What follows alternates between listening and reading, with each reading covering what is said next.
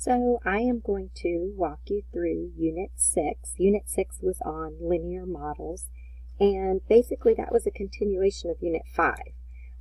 These problems in Unit 6 were more of an application. So first thing that we talked about in Unit 6 was the initial value. Well, the initial value, if you think about what initial means, that's like the original, the starting.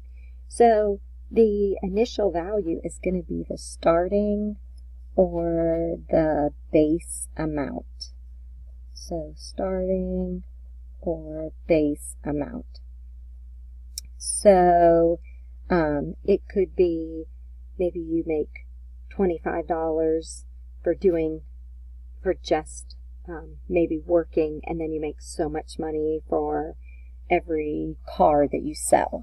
So the base amount or the starting amount is what the initial value is. It just so happens that this is the same as the y-intercept. And just to remind you that the y-intercept is the b value when we write a linear function. The rate of change is the same as slope. So if you think about rate of change, that's talking about like the speed of something or how quickly or slowly something might be changing. So that is the same as our slope. And again, just to remind you, slope uses the letter m. So what this does, the rate of change, this is going to describe to us how the value changes. So maybe you start off with some money in your bank account and every month you add $100. So the starting amount would be whatever's in your bank account, and then the rate of change would be the amount of money that you're adding each month. Oops. Okay, so here are some examples. An electrician charges $36 for the part and $25 per hour. So find the total charge from the electrician if he works for X hours. All right, so what I want to do is to point out in our problem, we have two values. We have $36 and we have $25. And we're talking about the total charge from the electrician. So what we want to think about is, what does the electrician start with? What is his initial value? And his starting amount is going to be this $36 because that's how much he has to pay for the part. The value that's changing, the rate of change, is how much money he's going to make per hour.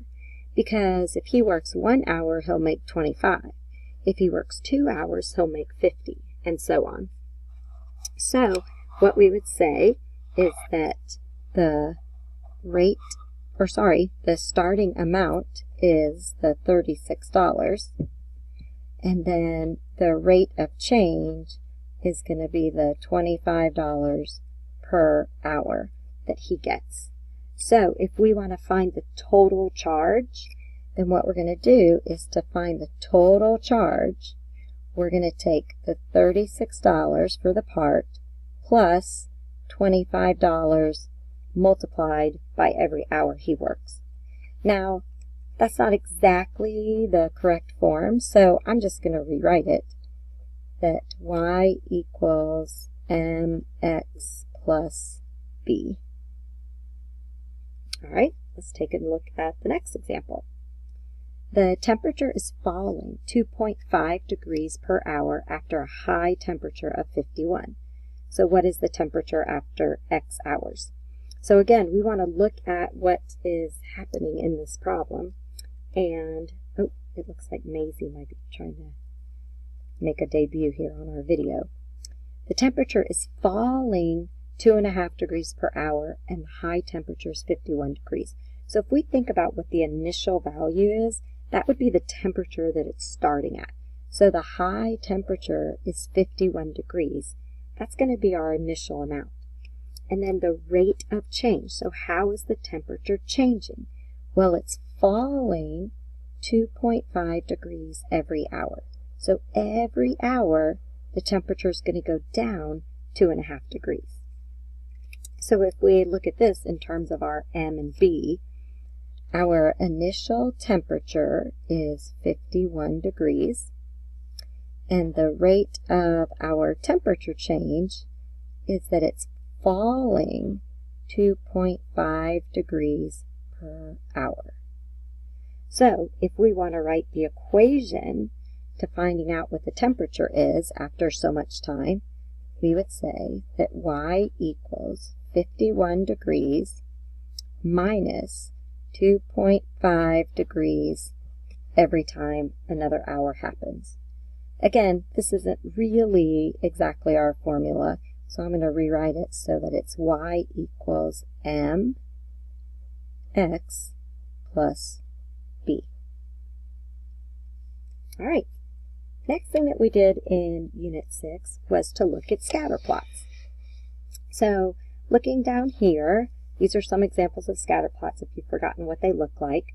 What scatter plots do is they are going to relate two pieces of information for us.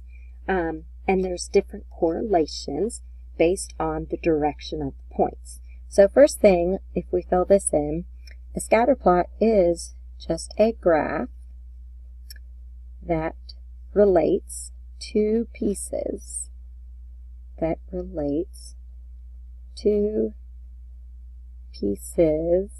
of data. So if we look here, we have average daily temperature and the number of visitors at the beach. I can't even read this one. I think it says the age of the car and maybe its value.